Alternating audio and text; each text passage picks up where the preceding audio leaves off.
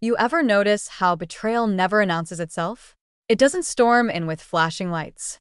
No, it slips in quiet, wearing a familiar face, and by the time you realize, the knife is already deep in your back.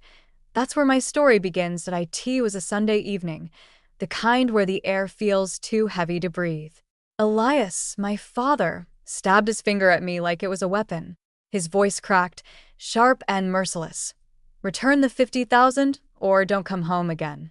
Beside him, my sister, Clara, leaned against the wall with a smile that could cut glass. Her words dripped with venom. You stole Mom's savings. We all know it. I didn't shout, didn't flinch. Instead, I slid a neat stack of bank slips across the table. Paper against wood, louder than thunder in that silence. Their faces drained of color. And for the first time, I opened my mouth. Strange, isn't it? How the people who once praised you are the first to set you on fire. Elias used to call me the backbone. My mother, Lillian, whispered quiet thanks whenever I picked up bills she couldn't cover. And Clara? Every broken heart, every failed job, she always leaned on me. Trust was the one currency I thought could never be stolen. But then, 50,000 vanished from Mom's account, and suddenly the house wasn't home anymore. It was a courtroom. Eyes followed me like searchlights. Whispers sharpened into accusations.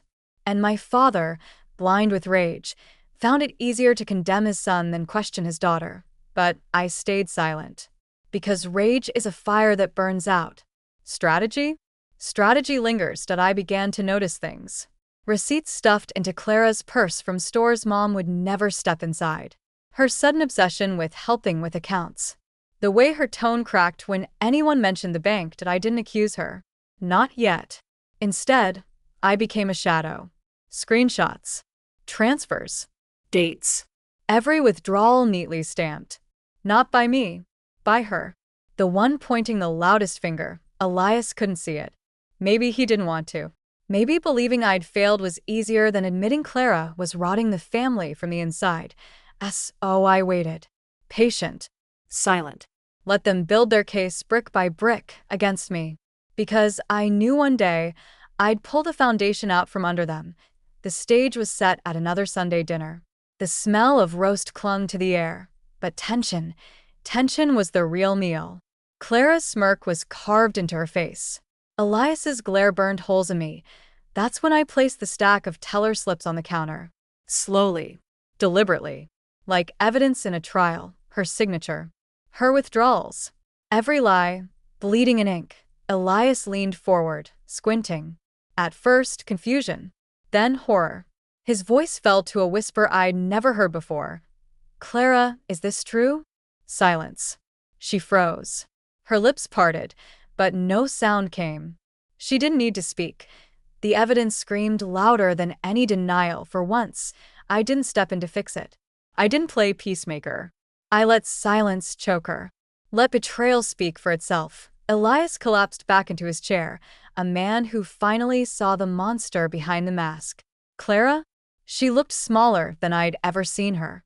Not my sister, not the confident liar, but a thief caught in her own trap. And me? I wasn't angry anymore. Just clear. Calm. Because betrayal doesn't deserve forgiveness. It deserves exposure. I pushed the papers closer, stood up, and walked away. I left them sitting in the wreckage they created. Because sometimes revenge isn't loud. It isn't a scream or a punch. It's proof.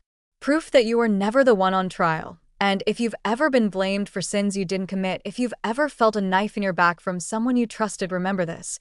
The truth doesn't need to shout.